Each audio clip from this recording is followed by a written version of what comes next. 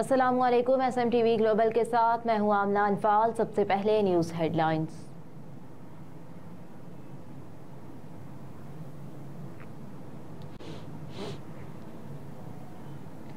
पाकिस्तान मुस्लिम league नून के senior रहनुमा और साबिक वज़ीर दिफा ख्वाजा आसिफ ने कहा कि नवाज शरीफ चौथी दफा भी हमारे वज़ीर आज़म के उम्मीदवार होंगे। वो हमें इलेक्शन लड़वाने के लिए आए हैं और खुद भी इलेक्शन लड़ेंगे। ख्वाजा आसिफ ने कहा कि ग्रैंड डायलॉग इलेक्शन के बाद होना चाहिए। नवाज शरीफ ने सियासी जमातों को भी बात करने की दावत दी है। नून लीगी रहनुमा ने मजीद कहा कि नवाज शरीफ की तकरीर के तनाजुर में हम सबको राइट साइड पर होना चाहिए। अगर सब मुल्क के राइट साइड पर हों तो सारी चीजें तय हो सकती हैं। इलेक्शन के बाद गुमगो की कैफियत खत्म हो गई।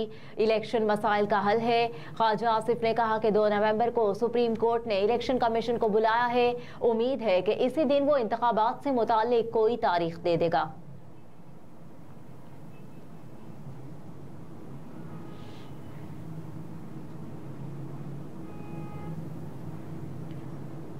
सर्दियों में गैस न सिर्फ महंगी बल्कि नायाब भी हो जाएगी। वजीर तवानाई ने खबरदार कर दिया। निगरान वफाकी वजीर तवानाई मोहम्मद अली ने सार्फिन को खबरदार कर दिया कि सर्दियों में गैस न सिर्फ महंगी बल्कि नायाब भी हो जाएगी।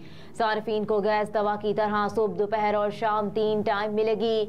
मजीद बताया कि दिसंबर के लिए 2 LNG कार्गोज का बंदोबस्त कर लिया है।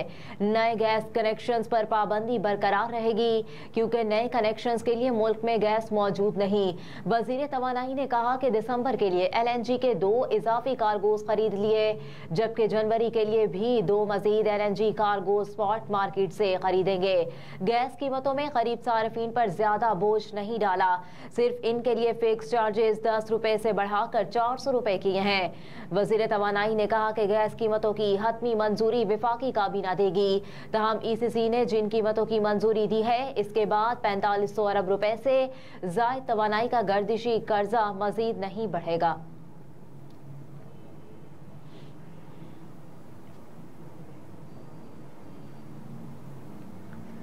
रवा बर्स पाकिस्तान में फजाई आलूदगी की सतह कम रहने की उम्मीद। मुल्क की फजा में नाइट्रोजन डाइऑक्साइड कम तरीन सतह पर आ गया, जिसके बायस रवा बर्स फजाई आलूदगी की सतह कम रहने की उम्मीद की जा रही है।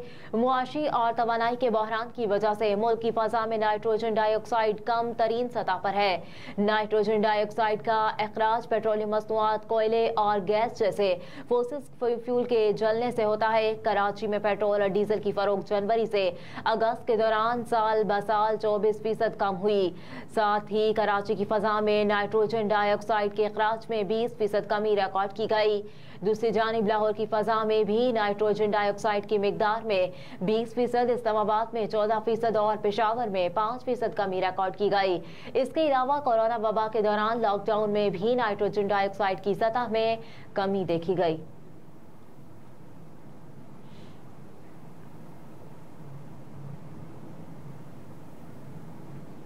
क्या स्पेशल इंसाफ सिर्फ शरीफों के लिए है? परवेज इलाही। PTI के सदर चौधरी परवेज इलाही ने शिकवा करते हुए कहा कि नवाज शरीफ लाडले के लिए सारे रिलीफ और बाकियों के लिए सख्तियां। क्या स्पेशल इंसाफ सिर्फ शरीफों के लिए है? लाहौर कचहरी में पेशी के मौके पर गुफ्तगू करते हुए परवेज इलाही ने कहा कि शरीफों ने हमेशा जजेस के खिलाफ सख्त बातें की हैं। नवाज शरीफ जजेस के खिलाफ बोलते हैं, क्या जज वो बातें भूल गए? मजीद कहा कि वो 5 माह से जमानत पर है लेकिन फिर भी उन्हें तंग किया जा रहा है। चौधरी परवेज इलाही ने कहा कि इंसाफ तो वो है जिसको अवाम तस्लीम करे और इंसाफ होता नजर भी आए। पेशी के मौके पर अदालत ने पंजाब असेंबली में भर्तियों के मुकदमे में परवेज इलाही का 2 दिन का जिस्मानी रिमांड मंजूर कर लिया।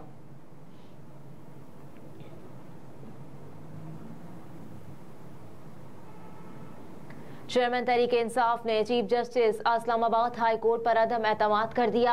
चेयरमैन PTI की वकील सलमान सफदर ने कहा कि इमरान खान ने chief justice Islamabad high court पर अदम एतमाद कर दिया है। अडियाला जेल में साइफर केस की समाअत के बाद मीडिया से गुफ्तगू करते हुए वकील सलमान सफदर ने कहा कि चेयरमैन तहरीक इंसाफ का मोराल बहुत बुलंद है। शाह महमूद कुरैशी से वकला की मुलाकात नहीं करने दी जा रही। जब साइफर सलामती कमेटी में आया और डी कोड हुआ तो ये सीक्रेट कैसे रह गया? सलमान सफदर ने कहा कि साइफर केस तोशाखाना पार्ट 2 है, फेयर ट्रायल कतई नहीं है। पता चल रहा है कि जज क्या चाहते हैं। साइफर केस बाबत अब तमाम मामला सुप्रीम कोर्ट जा रहे हैं। चेयरमैन तहरीक इंसाफ ने अदालत में कहा कि उन्होंने कोई जुर्म नहीं किया, वो मुहिब्बे वतन है। इमरान खान को सियासत से आउट करने के लिए साइफर केस बनाया गया।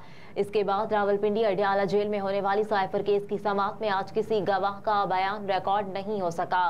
प्रोसिक्यूटर के मुताबिक आइंदा तारीख पर 5 गवाहों के बयान रिकॉर्ड किए जाएंगे। अदालत ने रिमार्क्स दिए कि हाई कोर्ट की जानिब से गाइडलाइन देकर आइंदा तारीख पर बयान रिकॉर्ड किए जाएंगे। अदालत ने केस की आइंदा समाअत मंगल 31 अक्टूबर तक मुलतवी कर दी, जिस पर FIA टीम गवाहों को लेकर जेल से रवाना हो गई।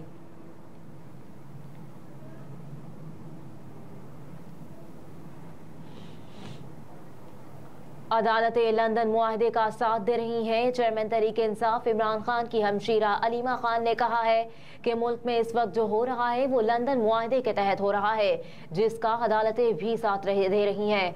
अवाम अदालतों से इंसाफ की कोई उम्मीद ना रखे। तफसीलात के मुताबिक अलीमा खान ने कहा कि पाकिस्तान में कोई अदालत नहीं जो इमरान खान को इंसाफ दे। हम अपने भाई के साथ खड़े हैं, अकेला नहीं छोड़ेंगे। होना तो ये चाहिए कि हम भी जाकर जेल में बैठ जाएं, यहाँ तो हमारा काम खत्म हो गया। अलीमा खान ने कहा कि इमरान खान ही तहरीक इंसाफ के लीडर हैं, चाहे वो जेल में ही कोई क्यों ना है। चेयरमैन तहरीक इंसाफ ने 24 अक्टूबर को जो हमें जेल में कहा वो सच साबित हो रहा है। इमरान खान ने कहा कि ये लंदन का प्लान नहीं बल्कि लंदन में मुआहदा हुआ था। इस मुआहदे का एक हिस्सा ये है कि इमरान खान को इलेक्शन में जेल से बाहर नहीं आने देना। चेयरमैन PTI ने इंकशाफ किया कि मुआहदे के तहत शायद इलेक्शन के बाद भी मुझे बाहर ना आने दिया जाए। अलीमा खान ने मजीद कहा कि मेरा ख्याल है हमें अदालतों से कोई उम्मीद नहीं रखनी चाहिए। वकला अपनी कोशिशें जारी रखेंगे, लेकिन अवाम को अदालतों से इंसाफ की कोई उम्मीद नहीं रखनी चाहिए।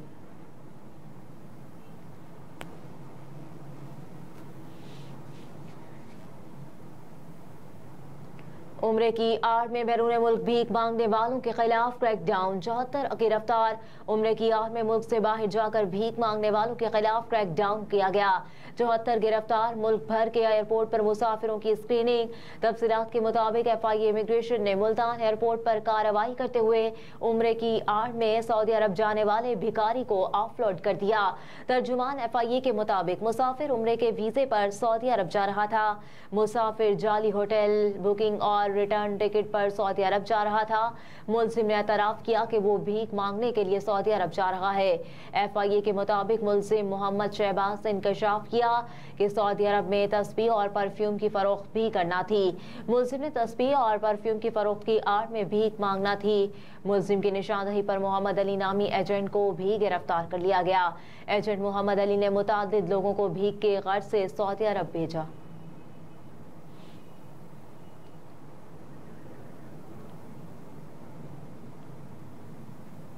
हवाला हुंडी गैंग के 2 कारिंदे गिरफ्तार कर लिए गए। 1 करोड़ 62 लाख रुपए बरामद। विफाकी तहकीकाती इदारे ने हवाला हुंडी के खिलाफ कार्रवाइयों के दौरान 2 अफराद को गिरफ्तार करके बड़ी रकम बरामद कर ली। FIA commercial banking circle Peshawar ने एक कार्रवाई में हवाला हुंडी में मुलविस गैंग के 2 कारिंदों को गिरफ्तार कर लिया।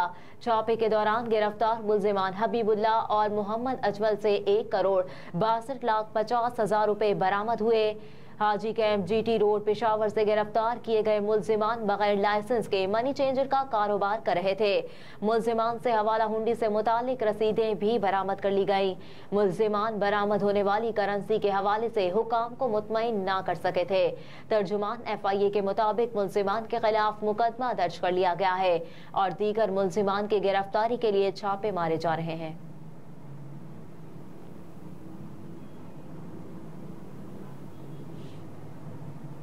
लकी मरवत में पाक फौज की मदद से मरवत कैनाल को बहाल कर दिया गया।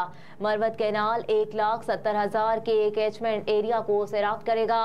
माजी में ये नहर लकी मरवत में आबाद कबीलों की काश्तकारी का जरिया थी और इनकी मुआशी तरक्की का बायस थी। नहर की खुश्की की वजह से लकी मरवत में काश्तकारी में कमी हुई, जिससे गुर्बत बढ़ी और दहशतगर्दी भी परवान चढ़ी। मरवत कैनाल प्रोजेक्ट को पाक फौज की मदद से इंतजामिया ने निहायत ही कलील वक्त में मुकम्मल कर लिया। मरवत कैनाल 1,70,000 के कैचमेंट एरिया को सैराब करेगा, जो न सिर्फ लकी मरवत के 70% बल्कि जिला बन्नों के 30% इलाकों को सैराब करेगा।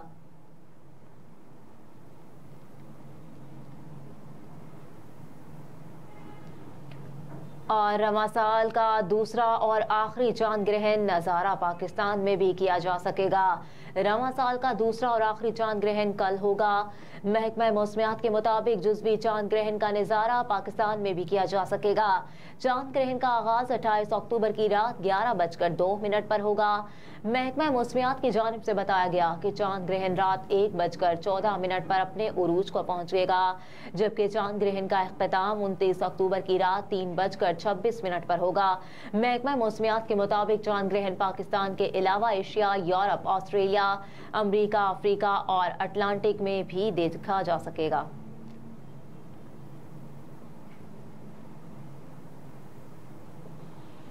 हेडलाइंस आप जान चुके। न्यूज़ स्टूडियो से फिलवक्त इतना ही। आप देखते रहिए SMTV ग्लोबल।